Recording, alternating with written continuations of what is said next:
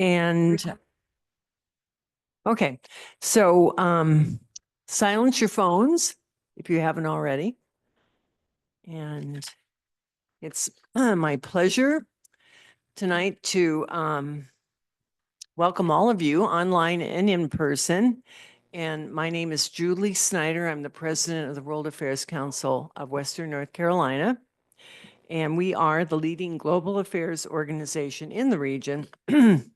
I'd like to recognize my fellow board members who are here tonight. And I don't know if I can see it. Well, George Peary at the door and Jonathan Tetzlaff, you're here somewhere. Yeah. And Bob Bond and Larry Wilson, Bill Pope and Rick Devereaux. And who am I missing? John Plant. Great. Good. Thanks for coming, all of you. And our council is a member of the World Affairs Councils of America. And you can see the World Affairs Councils of America logo on the screen there. We're one of 92 councils from around the country. We're all volunteer. And our mission is to educate, inspire, and engage our community in international affairs and critical global issues. And we're nonprofit and nonpartisan. We're a 501c3 charitable organization. And so we welcome donations of any amount that help us. They help us cover our operating expenses. And we really appreciate those of you who've already donated, and see me afterwards if you want to make a donation. And our partnership with Ollie is really important to our organization. We're able to use this room because of Ollie and our great student technicians who help us out. And Ollie publicizes our events in the Ollie Observer, the weekly newsletter. I also send out announcements and updates to the mailing list that I've compiled of people who want to receive those announcements. So if you're not on my email list and you'd like to be added, please see me at the end of our event tonight. And if you're online and you'd like to be added to the email list, please just write your email address in chat and I'll pick it up later. And we'll have time for questions and answers at the end of our speaker's presentation. So please save your questions and comments until then. And if you're participating online, please write your questions and comments in the chat. And we'll get to them. Okay, it's my great pleasure tonight to introduce our speaker, Margot Carrington. Margot and I have been friends for decades. We served in the Foreign Service together in Tokyo in the 1990s, and she went on to serve many more tours there. She is retired from the Department of State, or she did retire in 2008 after a 25-year career. Huh? Did I say 2016? Sorry, 28. Let me start over. Let me get my numbers correct here. Margot retired from the Department of State in 2018 after a 25-year career as a U.S. diplomat. She served 4 tours in Japan, and most recently from 2014 to 2018, when U.S. Ambassador to Japan Caroline Kennedy asked Margot to serve as Minister Counselor for Public Affairs. In that role, Margot oversaw 70 American and Japanese staff throughout the country and was the ambassador's advisor on all public diplomacy-related matters. She was responsible for media and digital outreach, as well as numerous exchange programs. Additionally, she served as chair of the binational commission that administers the Fulbright program. Before returning to Japan in 2014, she was director of the Washington, D.C. and New York Foreign Press Centers of the Bureau of Public Affairs for the Department of State.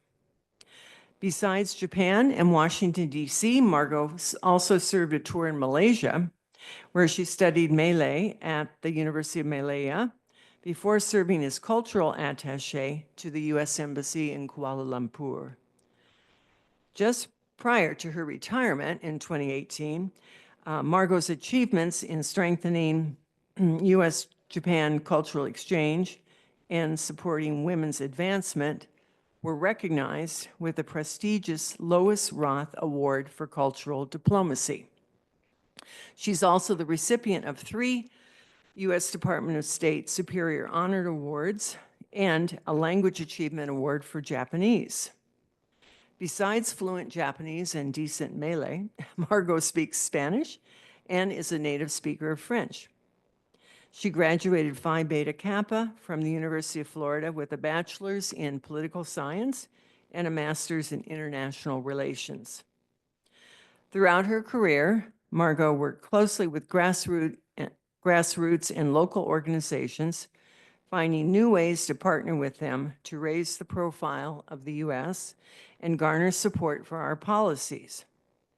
And in particular, Margot forged new paths for cooperation with members of women's groups, serving as a model for working women trying to balance a demanding career with family. In retirement, she continues to support these groups, serving on the board of the National Association of Japan-America Societies and as an advisor to the Japanese Women's Leadership Initiative. Margot and her family are new to the Asheville area, having relocated here just 4 days before the area was struck by Hurricane Helene. Can you imagine? As a new resident, she is increasingly active with local organizations. She serves as the regional director for West Carolina for the Japan-American Society of North Carolina, and she works closely with Asheville Sister Cities, and she was just invited to join the board of Asheville Sister Cities. So with that, Margot, welcome, and I'll give you the podium. So Thank you, Julie, for that wonderful introduction. And as she says, we are old friends, so it's a particular pleasure to be here speaking to the World Affairs Council under Julie tonight. So I want to address, and thank you all for being here as well, I want to address what I think is a very important topic, which is traditional diplomacy and grassroots ties, and how the latter can help us safeguard our important alliance with Japan. With which we share a complex history, but a lot of very important shared values. Now you'll notice that I should have advanced my slides. There we go. Hopefully this works. Is there a place to point it here? Oops, sorry.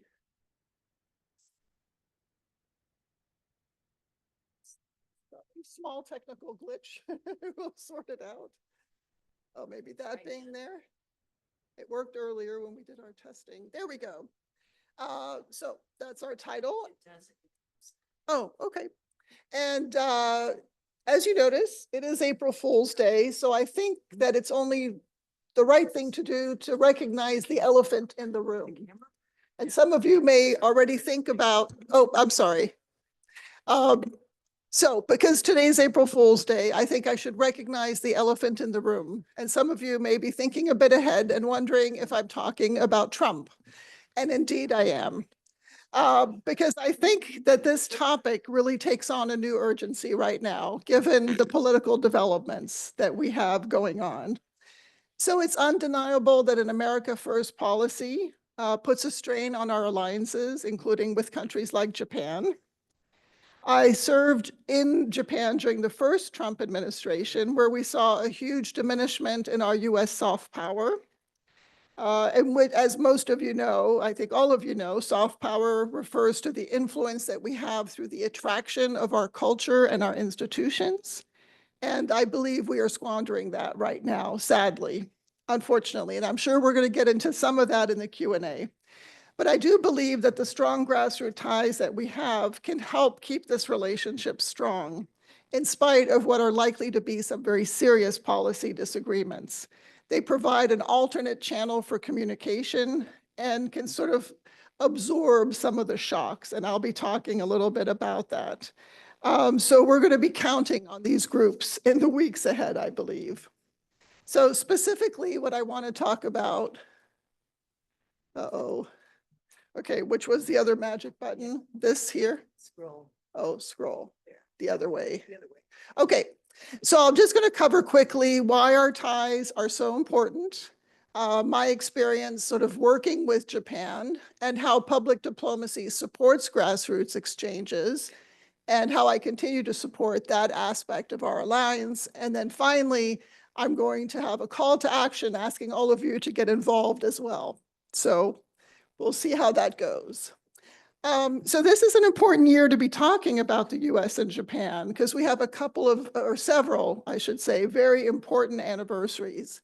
It's the 170th anniversary of the establishment of diplomatic relations, the 80th anniversary of the end of the war. We have been working for 70 years now with Japan on security issues. And our first sister city relationship was 70 years ago. And I'll skip down and talk about the World Expo will be happening in Osaka this year. I wonder how many people knew that? It's sort of, oh, good. Yes. Okay. Excellent. And there is going to be an enormous US-Japan Sister City Summit held in Osaka to correspond with the Osaka Expo in September. And some of us in this room will be attending that and are very excited about it. I'll talk a little bit more about it in a minute. Got to go the other way. Okay, so I want to talk about very quickly some of the, I'm going to get into some statistics that are unfortunately a little boring later. But before I do that, let's talk about some of the colorful ways in which we're connected with Japan. And of course, April 1st marks the beginning of the Cherry Blossom Festival in Washington, D.C., which I'm sure many of you have gotten to enjoy. What you might not know is on the 100th anniversary of the donation of those trees, which happened in 1912, we reciprocated with dogwood trees that were planted all over Japan as our sort of gift of friendship in return. And you can see there, this project was ongoing when I returned to Japan in 2014. You can see Ambassador Kennedy planting one of the dogwoods at Ise Shrine, which is one of the most sacred Shinto shrines for the Japanese. And we did this all over Japan in the places where the climate would support dogwoods. And I have a colleague from the agricultural section here who knows how hard it was to get the trees into Japan, but then how difficult it was to actually make them grow. My husband and I were able to plant one in Sendai, which I'm very much hoping is still alive and doing well. And of course, we're connected through Ikebana as well. There's an Ikebana chapter here, which Julie is also a part of. That's very active. And I know some of them, I believe, are watching via Zoom. So I appreciate their support. But of course, that's an important cultural connection that we share with Japan. And then there's baseball, which I'm not going to answer any questions about because I know very little about baseball. But you may have heard there was a preseason game just held in Tokyo a couple of years ago. There was the World Baseball Classic, US versus Japan. Japan won. Wonderful game, apparently. And then we have more interest in sumo. There are a lot of people more and more interested in sumo and sumo tournaments happening throughout the US. So these are just a few colorful examples. As I said, there's a lot more things that we could talk about, including food and anime and manga, but we'll hold off on all of that for now and turn to the boring statistics that I promised you. So, there's a lot on these slides, but really the main takeaway is that Japan is incredibly important to the US economically. Together, we account for 30% of world trade. They are our fourth largest export destination. We account for 50% of semiconductor sales together with them, and we are partners on all kinds of levels, space, science, and technology. We saw a lot of partnership during COVID-19. And I believe that in spite of all of this, we have a trade imbalance with Japan. And I think we're going to see more and more pressure on Japan, possibly starting with April 2nd, when I think tomorrow, when I think there's going to be an announcement of tariffs on autos, which would really impact Japan very, very significantly. The trade imbalance is about $70 billion, so it's not insignificant. But Japan's been trying to stay ahead of that. Prime Minister Ishiba visited in February and promised even more foreign direct investment in the US to try and forestall this. We'll see whether or not what they were referring to as a golden age of US-Japan relations can sort of survive what I think is going to be an increasingly difficult trade environment. The other areas, I keep going backwards, sorry, we'll get this right finally. The other area where we benefit, obviously, is the presence of Japanese tourists in the US, spending about $1 billion. The data tends to lag, and then, of course, we had COVID-19, which really affected all of those numbers, but they do spend a significant amount here in the US. And a lot of students, it's a decreasing number, and something I worked very hard in Japan to try and address and get the numbers back to the highs that they had been in the 70s, but we still have quite a few Japanese students contributing to the economy. I believe both of these numbers are also in jeopardy with some of the political climate around immigration. People have fears about coming to the US to study or visit, and we could see an impact here, which is a shame because our educational institutions are a huge source of our US soft power. And to the extent that Japanese students come here, it builds all kinds of new connections. As some of you might remember, Prime Minister Abe had studied in California, and when he visited several years ago, he spoke about that experience and how much it had tied him to the US. So we want to see that continue, and we hope that it will. Going in the other direction, we see more and more Americans studying in Japan and also teaching English there. There's a specific program that's run by the Japanese government called Japan Exchange Teaching. For any of you working with young people, if you have a college degree and have distinguished yourself, I guess, in other ways, you can apply for this job, for this position, to teach English in Japan. And there's a huge number who go every year, about 3,000 a year. 40,000 Americans have participated in the program since its inception. And they, besides teaching English, they also work in local governments where they do a lot of outreach to other countries. They sort of act like mini ambassadors, I would say. So it's also a wonderful way that we stay connected with Japan through these young people. I went in the right direction. Okay, so turning to the security part of the relationship, you've probably heard this particular phrase, but Japan is considered the cornerstone of peace and security in Asia for us. We have 6 US military bases in Japan. I'll talk a little bit later about the time I spent in Southwest Japan, where I was responsible, or there were 2 bases with which I worked closely. I wasn't responsible for the bases per se, but they were in my district. And we also have the only nuclear-powered forward-deployed US carrier in Japan, which is incredibly significant. We host, or the Japanese host, 55,000 troops. And it's very important to remember that Japan pays a significant portion of the cost of basing the troops there, because that becomes a source of friction as well.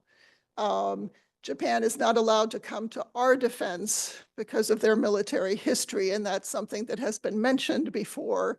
But we're certainly seeing a sort of a win-win arrangement, in my view, currently, where they support our ability to sort of project power into the Asia-Pacific, which, as we know, is an unstable and dangerous, yet very important part of the world for trade.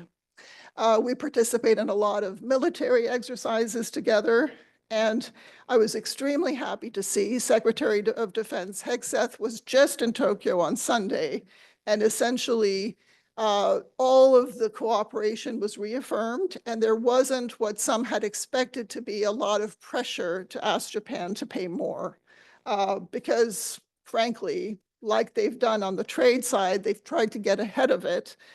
They've increased their own military spending, and they have increased what I referred to as host nation support, the cost that they bear for the basing of American troops in Japan. So hopefully on that, we're going to see a sort of steadiness in what is a very important security relationship. No, wrong way. I think I'm going to do this throughout.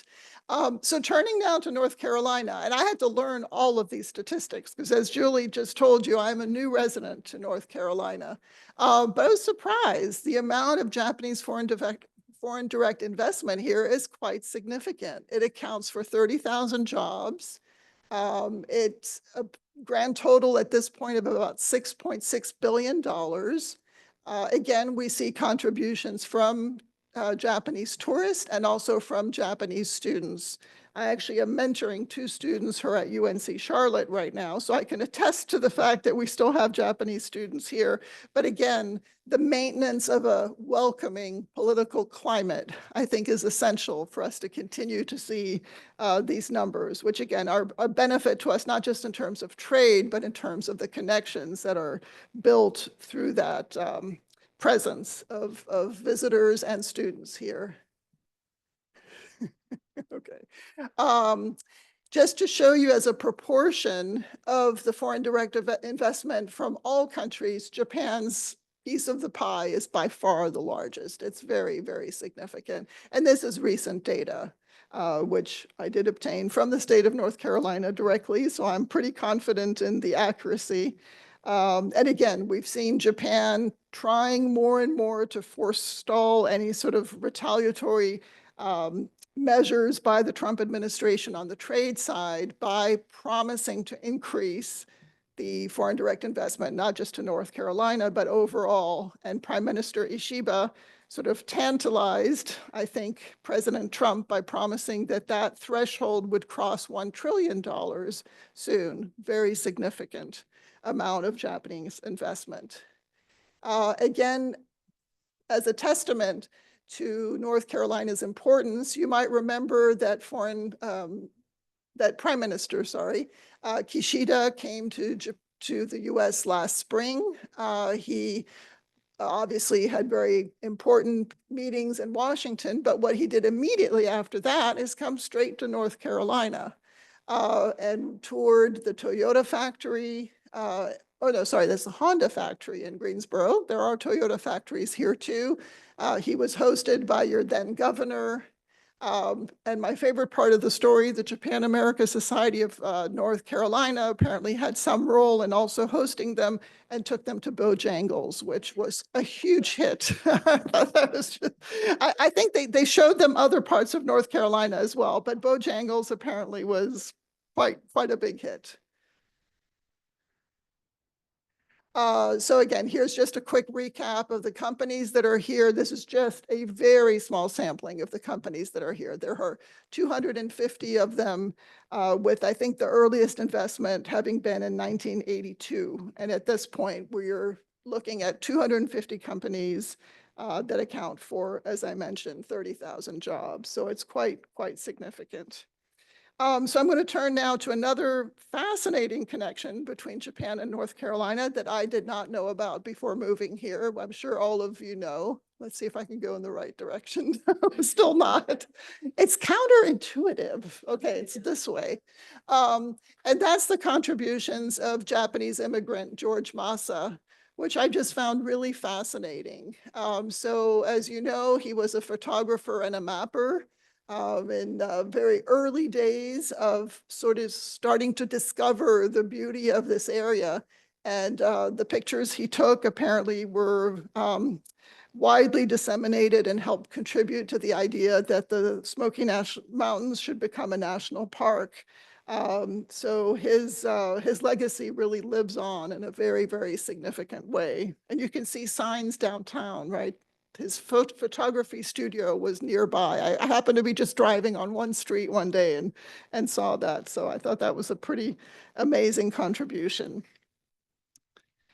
Okay, so I want to give you now We'll just get used to the review of the last slide.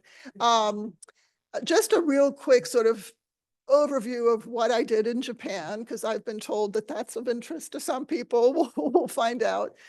So just to place it, I worked for the Department of State, which carries out the country's foreign policy, and specifically carried out by Foreign Service officers. And I should add that very important, and I probably should have put it on the slide, is the work of our our domestically employed or locally employed staff, which we call LES, locally employed staff, who in every country are really significant contributors to our ability to carry out our foreign policy. Within the State Department, we have specialties, which I've listed here. But very important to say that we are not the only ones who carry out foreign policy or promote American interest overseas, because that's also done by the Commerce Department. And we have a representative here who did that with me in Tokyo, and the Agricultural Department, and represented by another colleague who's in the audience. And I'm going to defer all agricultural questions to him. I've already warned him to be ready. And one last thing I want to mention, because it's kind of interesting. So I mentioned that I'm, obviously a State Department Foreign Service officer, but when I was first hired, I was part of an independent agency called the U.S. Information Agency, which in 1999 got first retrenched and then fully absorbed into the State Department, which is very similar to what's happening to another agency right now. I think more of us survived that absorption than poor USAID employees who are not quite as lucky, but it's very similar. And that happened under a Democratic administration who was also looking for efficiencies in government. So it's just interesting to see history repeating itself. There we go again. So public diplomacy, again, is not a term that's always understood by everybody, but basically we work with foreign audiences to strengthen ties, build trust, and promote cooperation. So whereas a lot of other work might be sort of government to government, we're really working with opinion leaders in that country, the media, academia, nonprofit leaders, et cetera. And I'm going to tie this in tonight to grassroots diplomacy, because we also very much work with citizen groups, with city officials visiting from cities which are increasingly carrying out some of their own foreign policy overseas, or at least overtures to other governments overseas. And we're really there to sort of help connect all of that. It's interesting that way back in 1956, President Eisenhower had sort of seen the future. And of course, he had been very much formed by war, but saw that there was an important role to be played by citizen groups in helping really what he saw as an ideological battle between our way of life and those who oppose our way of life. And what he saw was a cooperative relationship between diplomats and these citizen groups. And to be fair, this is exactly what I saw during my career, as we work hand in glove with all of these folks. This initiative later became, I forget the year now, not too long after this, the initiative that became Sister Cities International. And I should defer to my colleagues here from there who know more about that history. But he was, I think, very forward thinking in articulating this vision in this way, because it's exactly how it has played out. Okay, I'm just going to have to put a big note there. Okay, so specifically, and I'm not going to go through all of this, but we do support the grassroots organizations by connecting them to other counterparts organizations in the US. We help to sort of convene them, educate them, provide them with resources. And it's a very symbiotic relationship that we have with them. And I'll go through a little bit later and give you some specifics on some of these groups. What I'm not mentioning here that I should make sure you understand is the work that public diplomacy officers do that is not related to this, and that's supporting media exchanges, outreach to the media in each country, the social media, the digital outreach that we do, and supporting our own programs like Fulbright and other US government exchange programs. But certainly a significant portion of what we do is working with these grassroots groups. So now I want to turn to specific examples of things that I saw while I was in Japan that involved grassroots groups in most cases. So quickly give you a quick overview of where I was and when. So I was there in the mid to early 90s. That's when Julie and I knew each other. I was in Tokyo for a while, then studied my second year of Japanese language study in Yokohama. We do 2 full years of 9 to 5 and way beyond full-time Japanese study. I did not have any background before studying Japanese, although I spoke French, which presumably helped. I'm not sure how. And then I served 3 tours in Japan. So again, they're not consecutive. None of us are allowed to stay in Japan for all this time consecutively, but I went back and forth a fair amount. And then I also served 3 tours on the island of Kyushu on the bottom in southwestern Japan.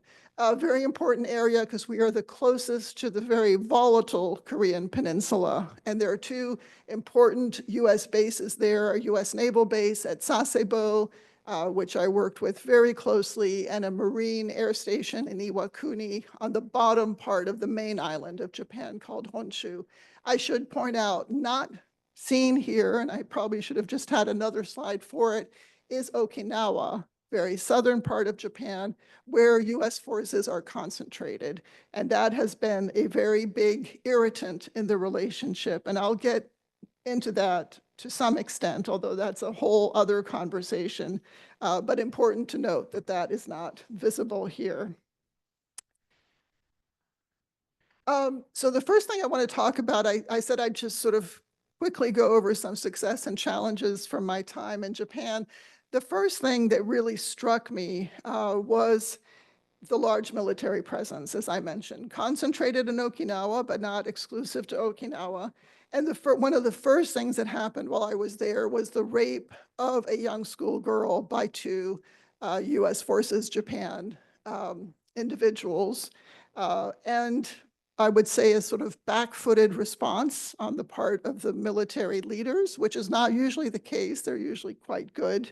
But that created an enormous amount of pressure to reduce the presence in Okinawa. And believe it or not, that discussion and attempts to move various elements of the US forces in Okinawa continues to this day. Some of them are moved to Guam. One base is taking some in another part of Japan. It's an incredibly complicated puzzle that is still going on, but it can all be traced back to that 1996 rape.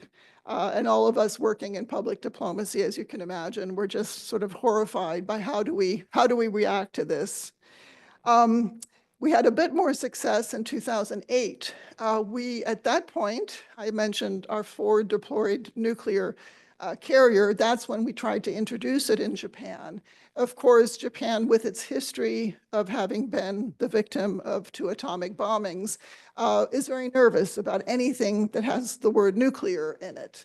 Oh wait, I've already spoiled the, go back. So we had a lot of thinking to do about how do we help introduce this and have this be a success.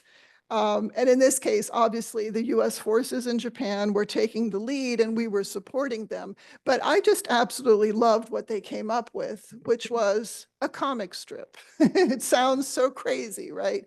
What they did is they personalized the work of a seaman on one of these state-of-the-art nuclear carriers to show what goes on a day-to-day basis. And this was a huge hit. I mean, we took a real lesson from them and, think outside the box about how you can make something like this more palatable. We worked with a lot of local groups in the area of Yokosuka, which is where this Navy base is located, to try and amplify what was truly a very brilliant campaign that was very successful. And I should mention that because Japanese journalists needed a firsthand look at all of this, I got to do a trap landing and a takeoff onto the George Washington. If you ever want to know what it's like to be shot out of a cannon, that's what it feels like when you take off. And I am absolutely not kidding. And I think the landing is even more scary somehow. But the US Navy, I have to say, does an amazing job on visits like this of really highlighting why they're doing this, why they're there, why they have this important mission, how they're carrying it out. And I have just nothing but admiration for my colleagues who do this work. And okay. Now I'm going to jump ahead. So again, I had to leave Japan because we can't stay consecutively. So I went to Fukuoka, as Julie mentioned, and came back in 2000. Oh no, came back and served in Tokyo, and then went from Tokyo to southwestern Japan, which I just mentioned. What was interesting about that tour is that, well, let me first back up and say it's an important region economically. It's sort of known as the Silicon Valley of Japan. A lot of semiconductor and high-tech business is there. Also very important in the security realm, as I did just mention, very close to the Korean Peninsula. So there's a lot of attention to what goes on there. And I tried to leverage the experience that I brought to this because essentially, believe it or not, even in this day and age, this wasn't that long ago, this was 2007, I was only the third person to be in charge of our consulate there to be a woman. I was the first to be married, and I was the first to have children. And Japanese women in this part of Japan, I would say all over Japan, Japanese women have a very hard time balancing work and family. That's a whole other speech that I could give you on the reasons why. But this part of Japan is even more conservative and it's more difficult there. So they were absolutely fascinated by how somebody could have a job like this and have children too. So I would get just so many invitations, I couldn't even possibly accept all of them, to speak all over Japan.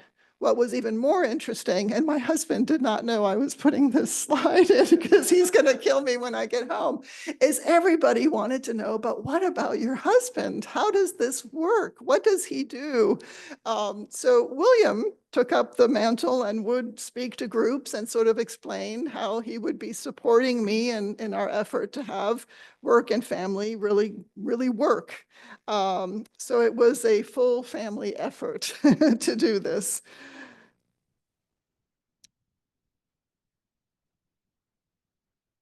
And then just back to more traditional kinds of things that we did. I mean, I mentioned having already worked with the US Navy quite a bit. In Kyushu, I worked with them a lot more because Kyushu is this enormous island in a very important part of the world strategically. And so the ships from the US forces, Japan, and from other places dock there regularly and want to meet the local leadership, explain what they're doing, what their role is, do community relations, COMREL, which some of you who are familiar with the military will know that term, where they'll go into orphanages, paint, build, do whatever is necessary. And so it was really up to my team to help them organize that because we know the local environment. So here, this was a particularly special visit to me because an American, a poet, interested in volcanic islands, actually disappeared on a volcanic island in my district. And the locals searched for him just tirelessly. I mean, it was an absolutely amazing effort. Other resources were finally brought in because it's quite a small island, but the local people felt responsible for this terrible thing having happened to an American. So I didn't think it would work, but I asked the US Navy, I said, could we send a ship over there to thank these people? And the island where he disappeared was too small for us to actually bring even a small US ship, but we brought it to a neighboring island. And here they're thanking the volunteers and giving them some plaques that, for them, this was just an unbelievable gift to be receiving from the US Navy. And this was truly one of my most special memories of my time there. I also was in Nagasaki when one of our ships visited there, which was also for historic reasons, very, very significant. So this was, I would consider, more conventional diplomacy. But I now want to show you something that I think you would agree goes way beyond traditional diplomacy. Now, okay, is it back or forward? It's back. And that is kabuki diplomacy. I'm pretty sure that that's a new one for most of you. And so this was a charity event that had been held off and on in Fukuoka, again, the sort of center of Kyushu. And it involved all of the leading companies, leaders of the society, of the community, who would be asked to learn lines in very ancient, difficult Japanese, who would have to wear full kabuki costumes, including a helmet that they make to fit your head, which is incredibly uncomfortable. And then we take the stage and perform. And, people might ask, okay, how does this support US interest? And I say, that's a very reasonable question to ask. But here I was with the leading companies of the 9 leading companies in Kyushu, all men, of course. And it was an incredible opportunity to bond with them. I mean, we became like fellow performers.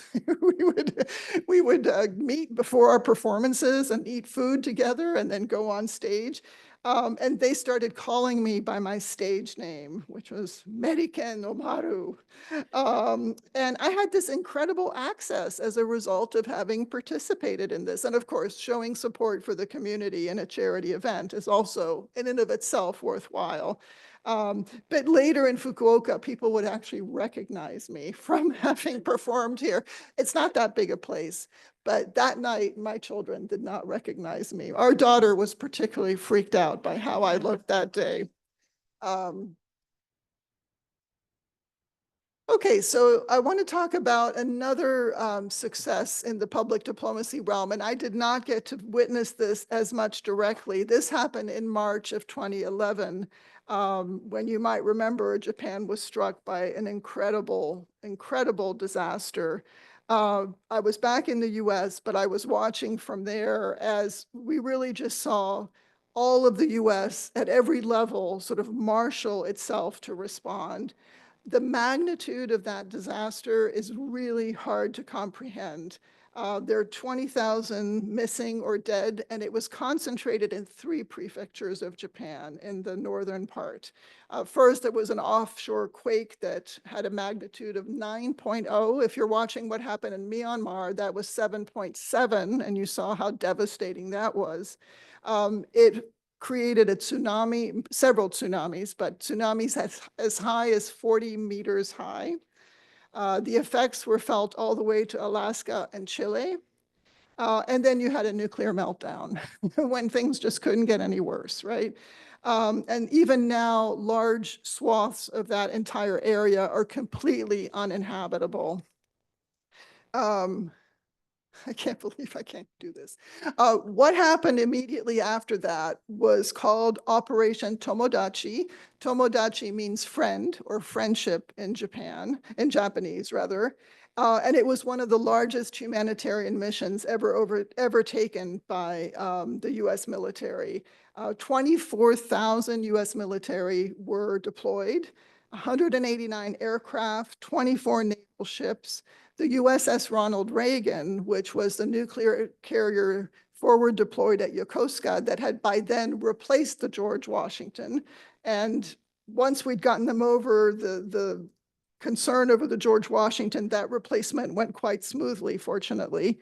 But it was there, and from it and from other ships, they were launching helicopters for search and rescue to deliver supplies. Next, we provided expertise on radiation monitoring, how to respond to radiation leaks. And then we had an incredible grassroots effort where dozens of US organizations raised millions of dollars in donations and provided other support.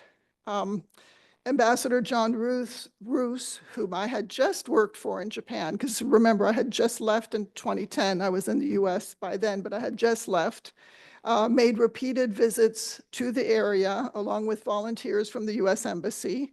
And there were many, many who volunteered from the US Forces Japan at the first initial sort of sending of help, but then who would later go back at their own expense to keep helping the affected areas because they developed bonds with the people there. So that's, and those bonds obviously continue to this day.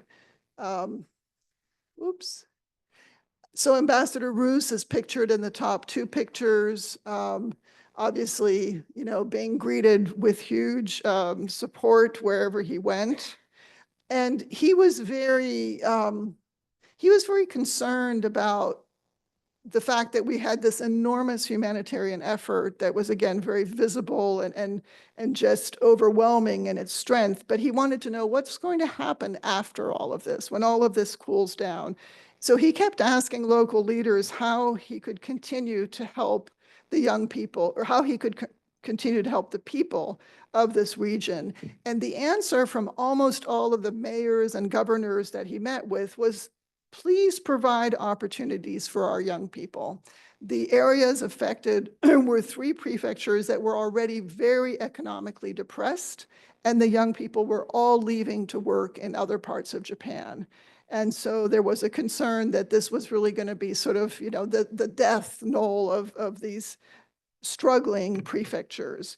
And from the plea that these local leaders made was born what I think is one of the most effective grassroots programs that we've ever seen. It was a public-private partnership between the US and Japan and private companies, and it's called the Tomodachi Initiative. You could see it at the bottom. Again, Tomodachi means friend.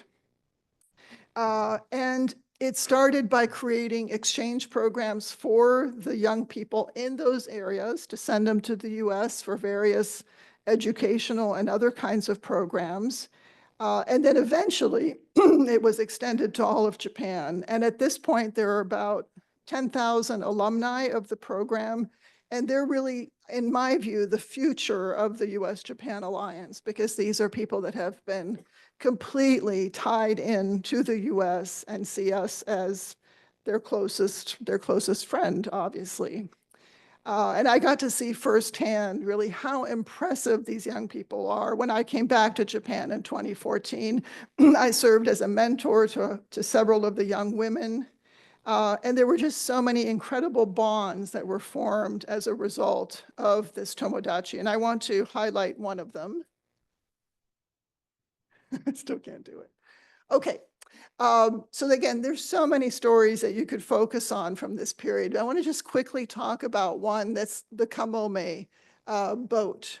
So there was a high school in one of the affected areas called Takata High School, and they had a boat that they used to train students into how to dive and do work in the harbor. Well, that boat, along with a lot of other things, was completely swept away during the tsunami. And 2 years later, it was found 5,000 miles away by students of Del Norte High School in Crescent City, California.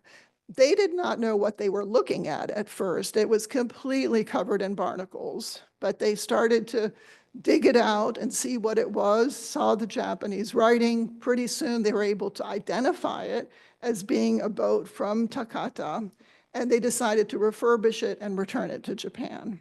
And the Tomodachi Initiative helped with that first sort of repatriation of the boat, I guess, and the first exchange program between students of Crescent City and Takata, which is the full name is called Rikuzen Takata.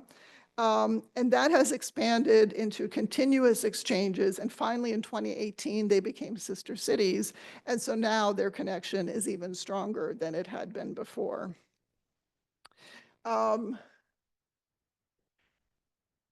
So I returned to Japan in 2014. Again, we had had this Operation Tomodachi, the Tomodachi Initiative, and in my view, and I had had at this point quite a few years in Japan, the US and Japan had never been closer together. Um, we were looking at the 70th, at that point, it was the 70th anniversary of the end of the war. And I was really reminded of a quote by Ambassador Howard Baker from your neighboring state of Tennessee, whom I had the real pleasure and honor of working for. He was fond of saying that it is a miracle of history that our two nations are now the closest of allies after having been such bitter enemies. And I think that really encapsulates this incredible journey that we've been on with Japan. Um, and starting at about the mid 2000s, when I was still in Japan, before I went to Kyushu, we'd been having internal discussions in the embassy about whether or not it was time for our US ambassadors to start going to the Hiroshima and Nagasaki commemorations, which happen every August. And for a long time, we chose not to. And it wasn't until 2010 when John Roos, whom we just spoke about, decided it was time to go, and he attended the Hiroshima commemoration. So there had been, again, this kind of evolution of thought that we were at a new place with Japan. So naturally, we started to talk about, was it time for the president of the United States to visit Hiroshima? And as you can imagine, this was a very contentious discussion with a lot of strong views. By this point, Ambassador Caroline Kennedy was in charge. She was very cognizant of the legacy of her father, who had passed the Limited Nuclear Test Ban Treaty, and the fact that in 2009, President Obama had called in Berlin for the elimination of nuclear weapons.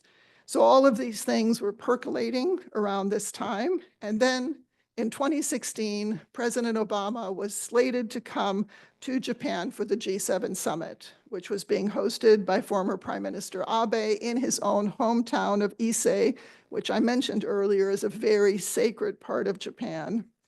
And so we were really thinking, if it's going to happen, maybe it should be now. And for me, honestly, it was the most natural thing in the world that this should happen. It was time. We had reached that point. But I was reminded of something kind of interesting, which is what happened when our son was born in Japan in 1998 and slept in this position wearing little Japanese pajamas given to us by a Japanese friend. And I thought, oh, wow, it looks like he's doing that Japanese banzai, banzai, which, you know, again, had been a military cry, but by this point was mostly done by, you'd probably been to events where they did that, right? All kinds of events would end with a banzai or begin with a banzai, and Japanese students would do this, wearing these hachimaki sort of bands around their heads. So I thought, I'm going to put this on his head, and this is going to be our birth announcement. Well, some members of our family back in the US did not particularly like this choice.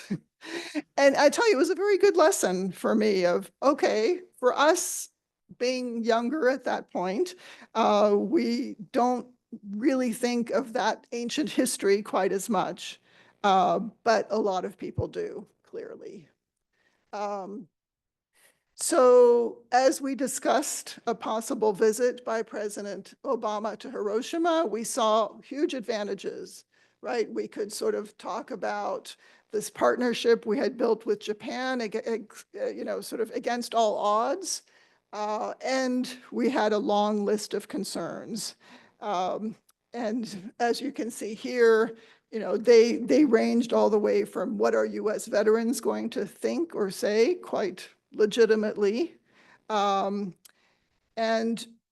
there have been some calls in some quarters of Japanese society. They are a minority, but there are calls that there should be an American apology for the bombings. There is a narrative of Japanese victimization that we did not want to feed into. And so we had to proceed very, very carefully, which is what we decided to do. Can't believe I can't get. So we came up with a strategy that really sort of again, was very careful. We were going to highlight this journey of, increasingly close relationships with Japan in spite of our difficult past. And we knew that the most important thing, or the most important aspect of this, was we had to stay really closely aligned with the White House. We could not get ahead of them, or we would do so at our own peril. And we also were very closely monitoring what was happening locally that might affect or impact the decision to come. At the 11th hour, we got the okay. It was a miracle. I was in Hiroshima with a small team because most of my team was at Issei supporting what was also a huge event going on there with lots of press. So we had really been scrambling all this time. And it was a bit awkward, frankly, for us because we were negotiating all kinds of placements of where the press would be and what would happen when, but we didn't have an announcement, a public announcement that the president was coming. So it was this, in a way, very strange dance that we had to do. The first thing that happened is that the president came by helicopter from Issei for what ended up being a very, very short visit on the ground. Actually, he was there less than an hour, which is hard to imagine in a way.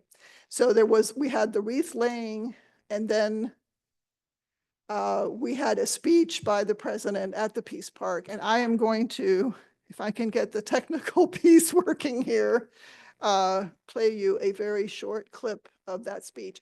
I want to say before that, listen, it's hard to hear on the quality of the audio, but it's incredibly quiet at the Peace Park. There's a pretty large audience there. The public was being kept way back, along with a small number of protesters. But most of the VIPs who were supposed to attend, a lot of the Diet members of parliament, had been waylaid by an accident at Haneda Airport. And so we actually had very few people in the park, and it was a very quiet and very hard atmosphere to describe compared to what we would have expected. So just listen for that when hopefully I play this for you. That's the wreath laying there. And the president is about to give a speech that was absolutely remarkable. He threaded a needle that was tiny and had to be threaded exactly right to accomplish what we hoped to accomplish with this speech.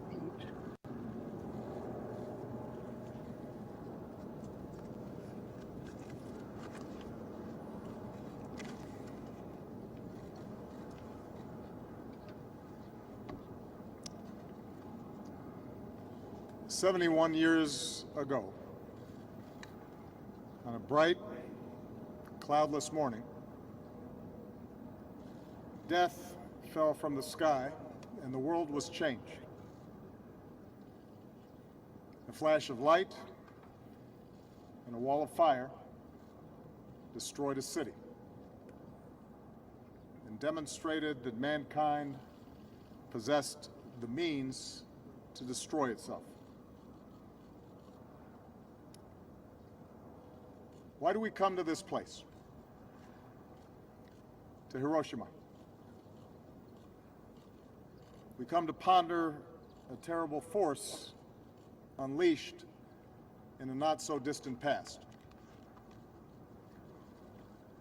We come to mourn the dead,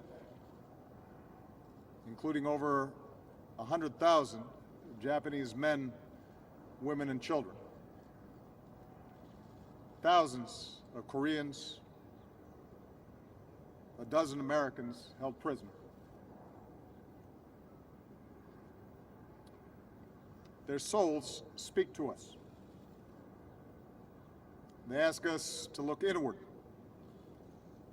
to take stock of who we are and what we might become.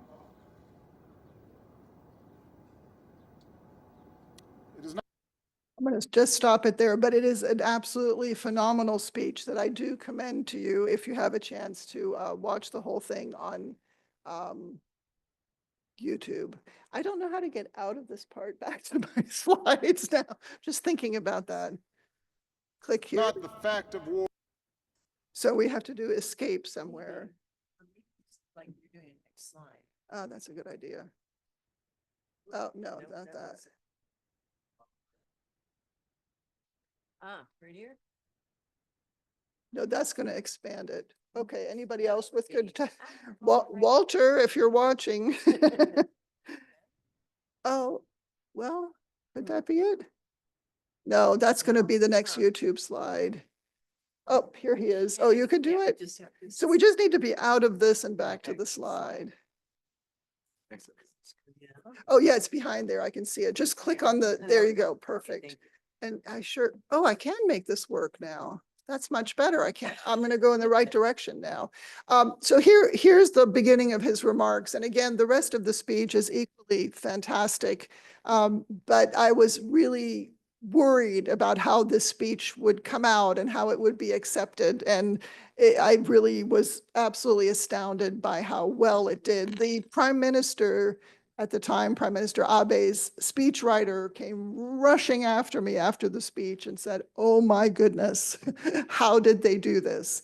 I want you to, the bolding is mine. I added that. I just want to highlight some of the terrible figures of the casualties, because I'm going to be speaking about that in just a moment. As you can imagine, all of the engagement that we did on on social media to try and reach the public just exploded. I mean, all of our platforms, we could barely sustain it as we were trying to cover this in real time. So I mentioned that we were a very small team on the ground there, negotiating all kinds of things with the Ministry of Foreign Affairs. One of the things that we kept talking about to them and to the White House was how important we felt it was that there be actual victims of the bombing present for this ceremony. There's a term for them in Japanese, which is hibakusha, and we really felt it was critical that they be here. We were not getting a positive reaction from the White House on that, unfortunately, but we had a candidate waiting just in case. So finally, we did get an okay. Well, let me back up and just say, you saw in the speech, the president mentioned that there were dozens of POWs who were also victims of the bombing. The fact that that is a known fact is really only thanks to the work of one man who he himself was a victim of the bombing in Hiroshima. He had heard a rumor that there had been American POWs and other Allied POWs being held in Hiroshima that might have perished. And he made it his lifelong quest to get to the bottom of that rumor and find out if this was true. And we learned about this through a grassroots connection. The Japan-America Society in Boston had asked us to show a film in Tokyo called Paper Lanterns, which I also commend to you. It's a beautiful film that covers Mr. Mori's journey of discovery about this presence. And thanks to him, the families got closure because they had been listed as MIA. And finally, years and years later, they got the closure and learned that their family members had in fact perished. They are now recognized with a plaque at Hiroshima. And so when the White House finally gave an okay that hibakusha could be at the event and that President Obama might want to meet one of them, we knew immediately that it had to be Mr. Mori.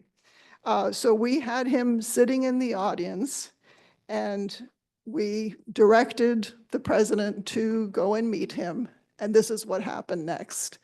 It was it's a moment I will never forget. I was staged with the media where we could see everything very well and they could capture pictures not very far from this at all. He leaned into him for an embrace, and it was an absolutely, tear-jerking moment. There was not a dry eye in the house, really. It became a symbol of reconciliation. We'd been talking about the journey that the US and Japan had been through. Well, here it was, right? Here it was encapsulated in one picture. And in public diplomacy, we often wonder, what impact do our efforts really have? It's hard to measure, right? Some of these longer term exchange programs, hard to determine you've made a difference. But we talk about the front page test.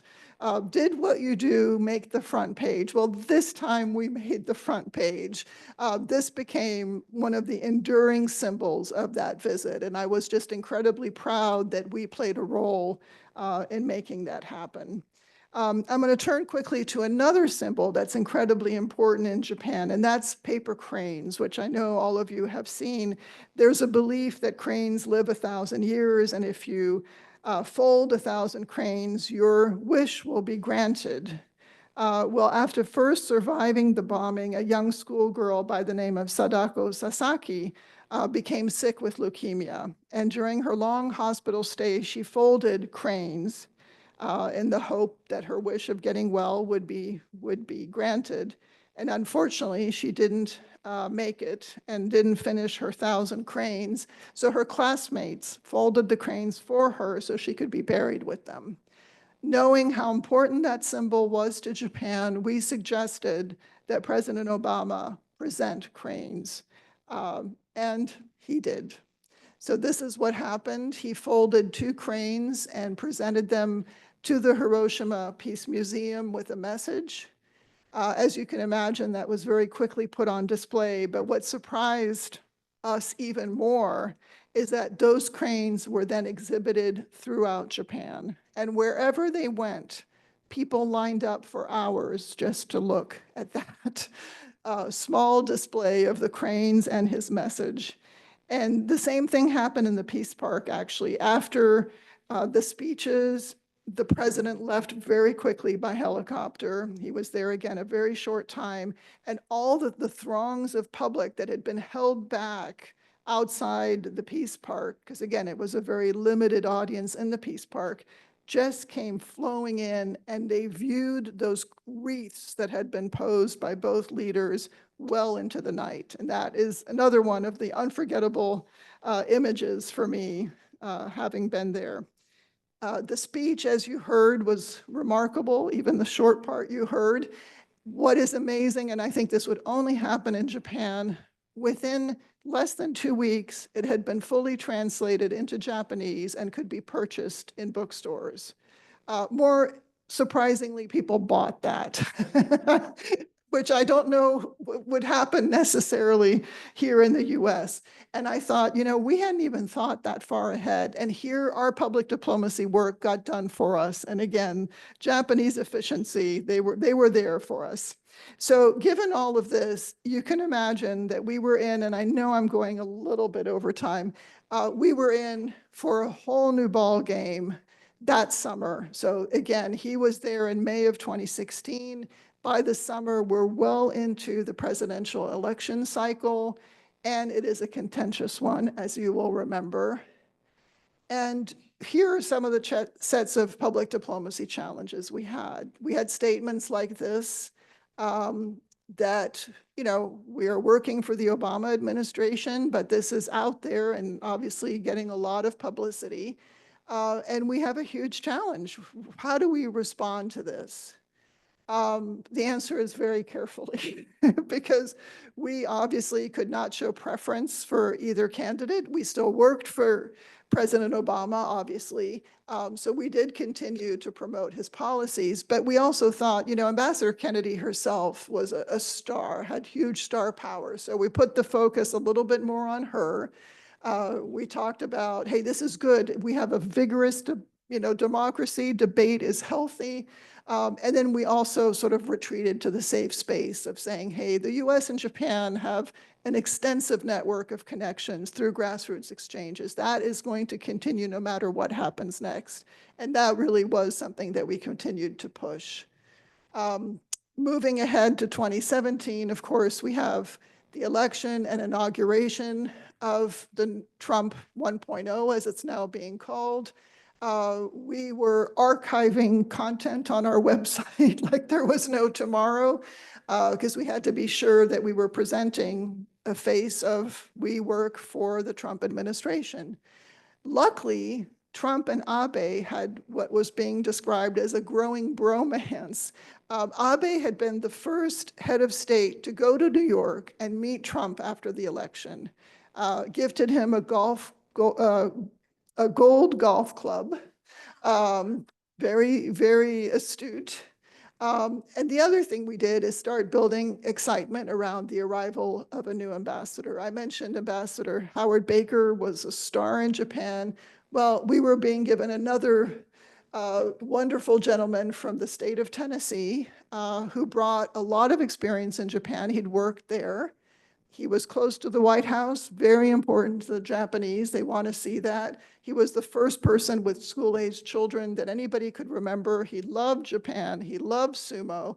So we really made the most of that. And we continued to talk about grassroots ties that were going to sustain us through this difficult period. Hold on, I've gotten ahead of myself here. As it turned out, he really was a very good supporter of the alliance. We also at that time had the Olympics were coming, so we could focus quite a bit of the attention on the Olympics and all of the exchange programs that would come out of that, which was very helpful as the Japanese were very focused on that. So at that point, my tour was coming to an end. I left in 2018, and I've reflected a lot on the lessons that I'd learned. And one of the main ones is really first, how remarkable the relationship is given its history, and how resilient it is, because we did manage through the first Trump administration. The security issues are difficult and really have to be handled. The trade issues have to be handled very carefully. I think it's important to draw on your own strengths as a PD officer, which I tried to do that. And grassroots ties are really critical and provide a shock absorber, but also a channel for communication when things get tough. So very quickly, and I promise you've been a great audience, I've gone a little bit over, I just really quickly want to give you an idea of just how robust that grassroots environment is. I mentioned the Tomodachi Initiative. It is run by the US-Japan Council, which also has a whole host of other fantastic bilateral programs. These are just organizations that have US and Japan in the title, and there's a whole longer list than just these. Here are some additional ones. We have 460 sister city partnerships with Japan, which is incredibly important. And that just scratches the surface. We're not even looking at all of them. I'm very honored to be on the board of the National Association of Japan-America Societies. We have 40, soon to be 41 chapters. There's also a chapter in Canada. I had a role in starting the one in South Florida, which I think at that point was the 39th chapter. And each of these runs very robust programs in their regions to educate people about the importance of Japan and to build new connections between the US and Japan. And on the flip side, we have the same network existing in Japan. They call it the America-Japan Society. I worked a lot, especially when I was in Kyushu with the organizations there, and they're equally dedicated to this relationship. So working together, we can accomplish a lot. We do have a chapter here, and I'm thrilled to be helping them as a regional director for this area. They're based in Raleigh, but they're active all over North Carolina. So if anybody's interested, I'm happy to give you lots more information about what they do. And I promised I'd get back to sister cities. The reason I want to just highlight this is, number one, we have the most sister city relationships with Japan, 460. And this year, we are going to, again, it's a very important year for US-Japan relations. So we're going to be highlighting that at the summit, and several people from Asheville's sister cities are going to be there representing us, including me. And here right now are the existing partnerships. I'm told that some of these are not that active, but summits like this give us a chance to maybe reinvigorate some of the more, or let's say the less active chapters and see if we can bring new light. But what's important is Asheville is not on that list. And hopefully if I've convinced you of anything today, it's that Japan is important to the US. It's really important to North Carolina as well. And I would love to see a sister city there. And lastly, I know somebody in the audience be very happy I put this up here. Both the Japan America Society of North Carolina and Asheville Sister Cities are going to be at the Honey Fest. So please come and visit us there. We'll tell you more about both organizations. So thank you. You've been a really attentive and nice audience. I appreciate it. I look forward to the Q&A, and thank you again.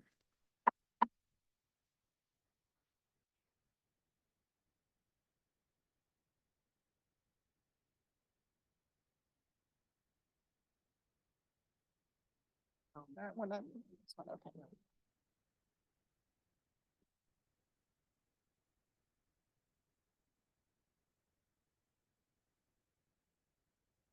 Anybody got any questions?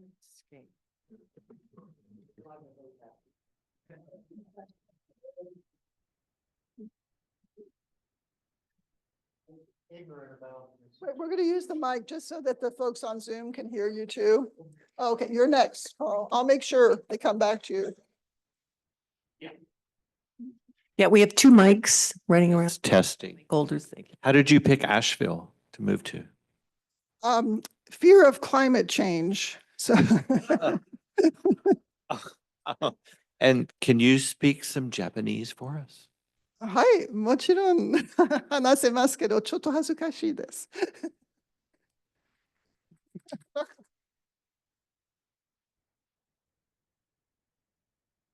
I was just curious about the situation with the Japanese Constitution and their military. I mean, I see Trump will probably want to withdraw forces. Is Japan able to build theirs up, or are they still confined by the post-war? Yep, you are well informed. No, they are still confined by that. I mean, there's certainly there's a push within Japan to free itself from those constraints. But as you can imagine, there's also a lot of opposition to doing that. So I think that the situation right now has been sort of the perfect balance, right? I mean, we're there, we can help provide some of that support. But, you know, you talk to folks in China, this was explained to me by a Japanese admiral, but he was telling me that when China looks at the Pacific, the Japanese archipelago just basically blocks it. So, you know, there's huge concern, obviously, in that region. If Japan were to, including with countries like South Korea. I mean, the South Koreans and the Japanese are still having problems, over the history issue. So that's a really tough nut to crack. And I think right now, Japan just agreed to increase its military spending to 2% of GDP. It's now just over 1%. That's a significant increase. And so I think right now we've kind of found a good way around this problem. But there's a very vocal right wing within Japan that wants to see it freed from that wants to see it freed from US dominance as they see it. So remains to be seen. It is definitely, but it is a minority view, I would say, at this point. Yes. Yeah, I don't know quite how to phrase this question, but much of what you described, you know, the grassroots connections and sort of this layered, sophisticated level of building relationships and diplomacy is counter with what some term is more of a transactional approach to whether it's public diplomacy or relations between states. Just speaking for Japan, from a cultural perspective, how do the Japanese regard a more transactional approach where if you do this, then I'll do this back, et cetera, versus this kind of very multi-layered investment in a long-term relationship?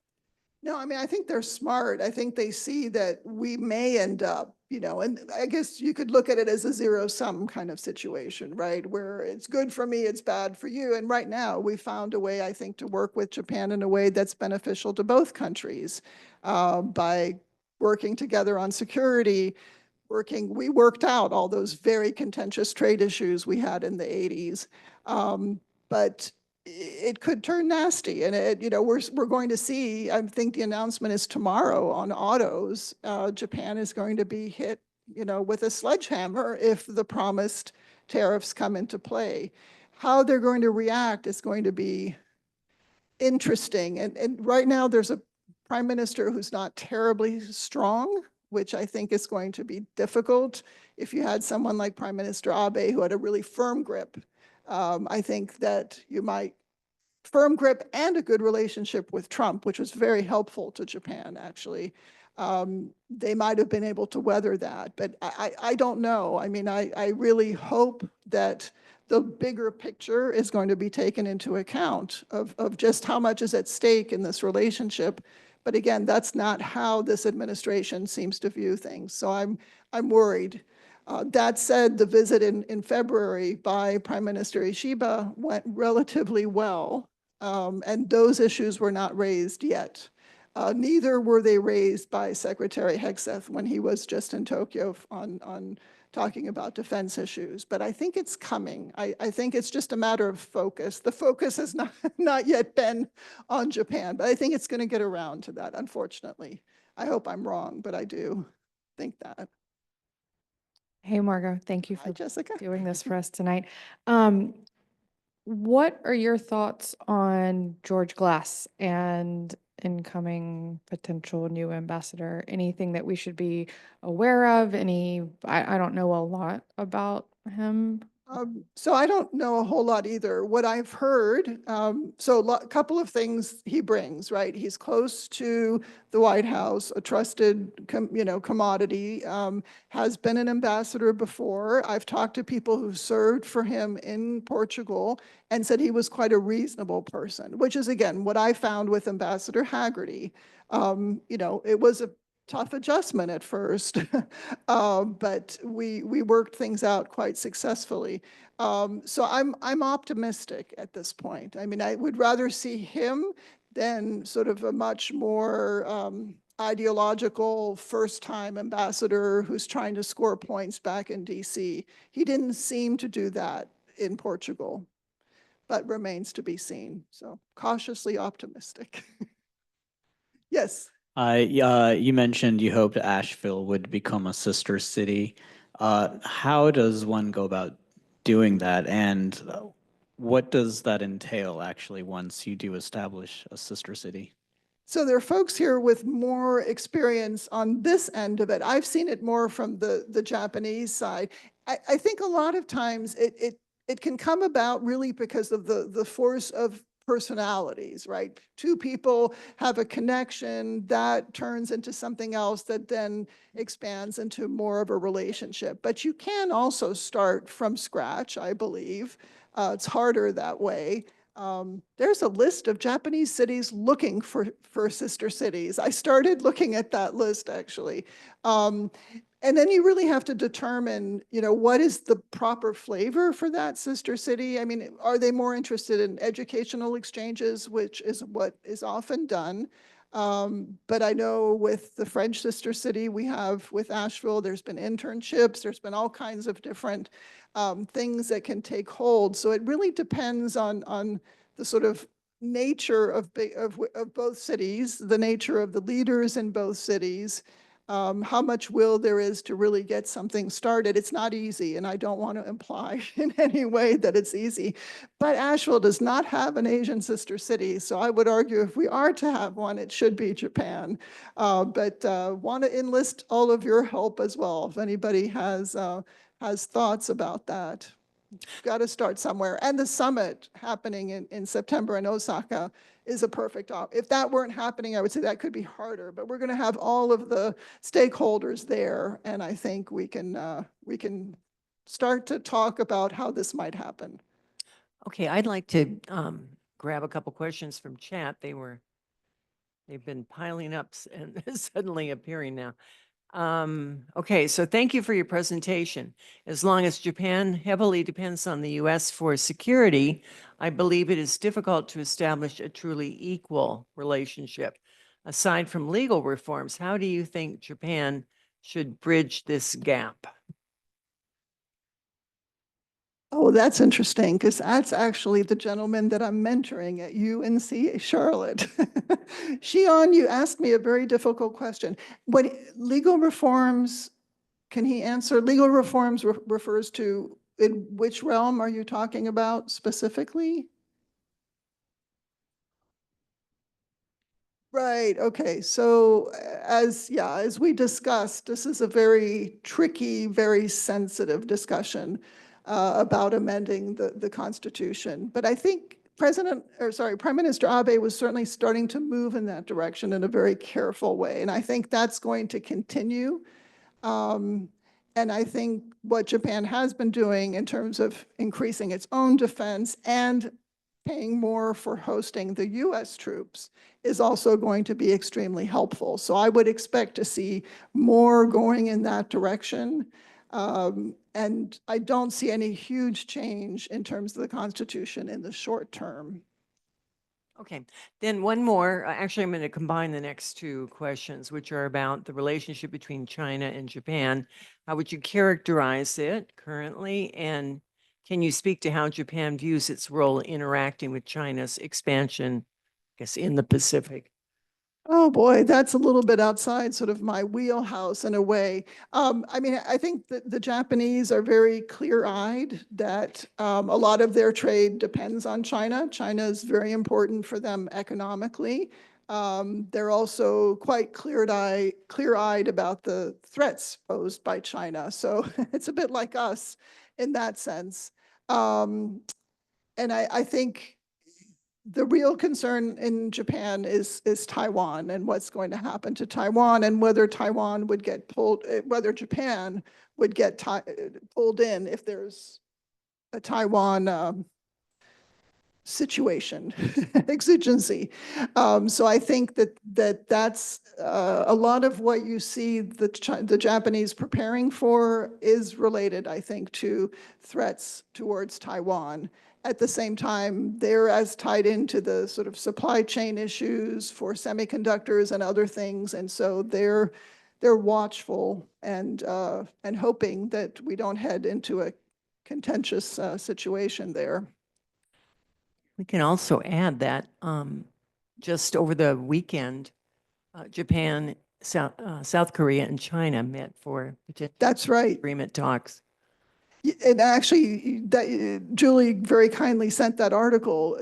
Japan, did the similar thing when the U.S. abandoned the Trans-Pacific Trade Partnership, which had been really the direction that we'd been going towards. And the embassy had spent just countless hours, public diplomacy included, selling people on the idea that this was the best way to increase trade in Asia. When we left it under Trump 1.0, the Japanese took over the leadership of that and sort of created their own arrangement. And I think, as Julie's pointed out, this is likely to happen. We'll see closer relations on the trade side with continued concern on the security side.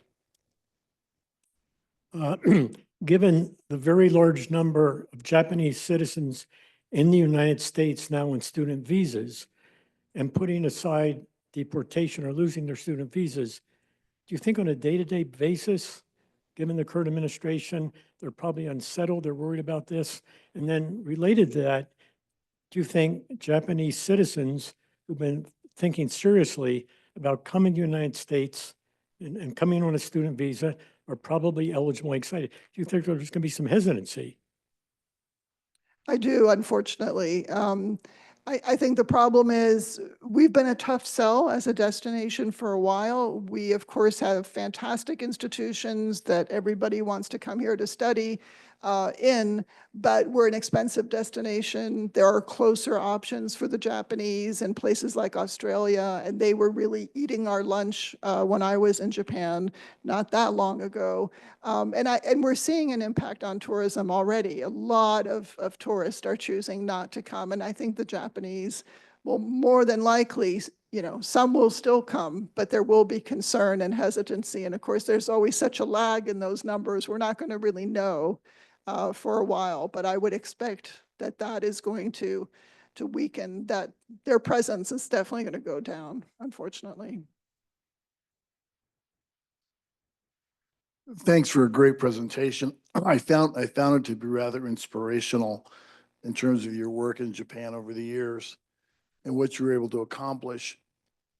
And it sort of runs counter to what most of us, I think, are feeling in the present time about how that would be presented in the future.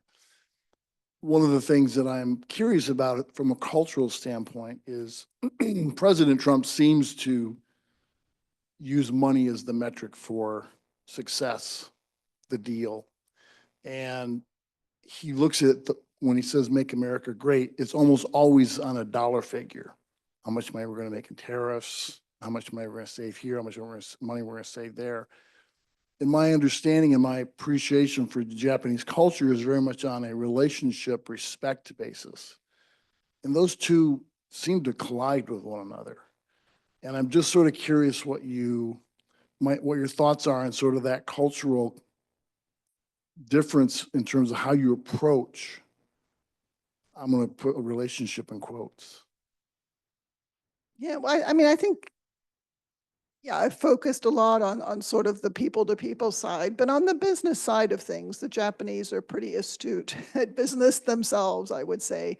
And they know what could be coming. And I think, we could see retaliatory measures from them that are going to be quite significant. I mean, we can remember not that long ago, we were smashing Japanese TVs and right. And I hope we're not headed back to anything like that. But more than the culture, I think it's the fact that the US and Japan have been so much on the same page for so many years, right?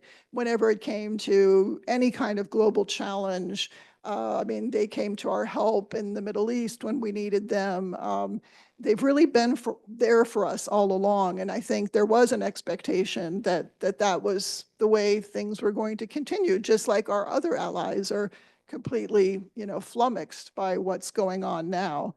I don't know that the Japanese reaction will be that much different, but they are certainly, I think, clear-eyed about they need to defend themselves. And there'll be obviously, a push from the public to not let Japan be taken to the cleaners on this. And again, it's hard to imagine what would have happened if Abe had still been in power, because Abe and Trump really did develop a very significantly close relationship. And I wonder if that might have saved Japan a bit more. It might have bought Japan a bit more time.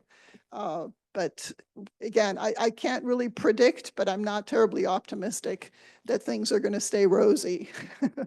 Well, we're going to maybe go over about 5 minutes. We've got 3 more questions in chat, and then I think we have one more here. Okay. Go ahead, and then we'll wrap up with the chat questions. Hey, Margot, just a quick question about the notion of, and you'll understand the term in French, the devoir de mémoire. And you talked a lot about President Obama being the first to visit Japan and and to recognize the devastation that we caused. And this will be being the 80th anniversary. Do you anticipate that there will be any American presence at the 80th anniversary There will be, ceremony? because we have been going continuously Right. now since about 2010. So that, it was just, we broke with past tradition in 2010, and an ambassador has gone. They haven't always gone to Nagasaki. And so when I was there, Nagasaki was in my district, and I did not go because we did not go at that time. But the year I left was when we started to go. So certainly the ambassador would probably go to Hiroshima, or the #2, or the principal officer in that consulate. So I don't expect that to change. Although Rahm Emanuel did not go to Hiroshima over an issue involving Israel, which was an unexpected twist there. But I think that certainly, would continue. I mean, unless something really unusual happens. So at least that part of the relationship should stay on track, I would expect. Okay, so got a question here from a current NC State student. What opportunities are there for undergraduates to be involved in grassroots diplomacy? Oh, what a fantastic question. If you were in the audience, you would get a US-Japan pin. Well, so first I mentioned the JET program. So make a note of that if you're not familiar with it. Japan Exchange Teaching, run by the Ministry of Foreign Affairs. So with a college degree, you can apply and you might be selected to go teach English in Japan or to be an advisor to a local government and do a lot of their diplomacy, essentially. But as terms of grassroots diplomacy, the Tomodachi Initiative has opportunities for American students, just like they have opportunities for Japanese students. There's the US-Japan Student Conference. There are so many programs that it would be hard to list them all. The student who asked that question, Julius DeVillo, says he's applying for JET this fall. Oh, I did not see that part. Fantastic. Oh, yeah, down below. Well, that is perfect. I wish you the best of luck. And if you get that, it will be a life-changing experience for sure. Good luck. Yeah, I agree with Margot. It's a fantastic program. Okay, let's see. Since the majority of computer chips are produced in Taiwan, what do you think of the future that America and Japan have in having a role in the Pacific? Well, I guess we're not sure. We just need to keep Taiwan safe. Yeah, yeah, right. And the US and Japan are really trying to do that so far. Yeah. well, Oh, and I should have mentioned one last thing. Sorry, it's kind of in the weeds on security. But the US and Japan also recently agreed to have a joint command structure. There's a lot of different branches of the US military all over Japan. They're not really coordinated in any significant way. Japan has started more of an effort to coordinate its various branches, and we are doing the same. So presumably that would make US-Japan cooperation at a very tactical, practical level much easier. So I think that's a positive development. Yeah. And then finally, do you know how or if Doge activities will affect funding for Fulbright, Tomodachi, and similar programs related to Japan? So what I can tell you, I work with a lot of nonprofits, and that sort of moratorium on grants that had anything DEI related already affected one of the programs I work on, which is the Japanese Women's Leadership Initiative. They had a grant. They were asked to withdraw all of the DEI components from that grant, decided that since their main mission was to promote Japanese female social entrepreneurs, that they couldn't really do that. So they've decided to go in a different directions. So we've definitely seen that on the grant side. Fulbright has been up to now protected in a way by the way the legislation is written. I hope that's the same. It has a lot of support in Congress. Tomodachi being a US-Japan public-private partnership, at this point, a lot of the funding comes from the private side, but it's conceivable that the US contribution could be decreased. I certainly hope not to see that, but unfortunately, it's something that could happen. And of course, Doge has already affected USAID, which if we're talking about US soft power, it is a disaster for our ability to project a face of America that is positive to people in need. And so we're seeing that, and we are going to see cuts at the State Department as well, and probably other agencies, foreign service components of other agencies, I would imagine. Okay, well, that's I wish we could end on a more positive note. Oh, okay, one more question. It's a positive back there. question. Could we Then we'll have to end it. Can you wait for the microphone, please? So, Are there other ways we can support grassroots efforts locally? Absolutely. Asheville Sister Cities is a great way. Again, we are presenting a different face of America. It's citizen diplomacy. So that's it. If your interest is primarily Japan, we have the Japan America Society. There's the World Affairs Council. So just right there, you've got three good possibilities. And if you're interested in Japanese flower arranging, we have a wonderful chapter of Ikebana International here in Asheville. And we liaise with the headquarters in Japan. And anyway, that's another grassroots, kind of under the radar grassroots Very initiative. calming effect Yeah. of arranging flowers. Yes. Just another shout out. We have a Japanese meetup group here too. Yes, here. I know. I invited you guys to come here tonight. Thank you for coming. You get a US-Japan pin, so come up later. Okay, we have to end because we've got to wrap things up in the building and let our student technician, Walter, let him go home. Thank you, Walter. And thank all of you who joined us online tonight and everyone in the room. And most of all, thank you, Margot, for a fabulous presentation. Okay. Yay! Okay, I'm going to leave.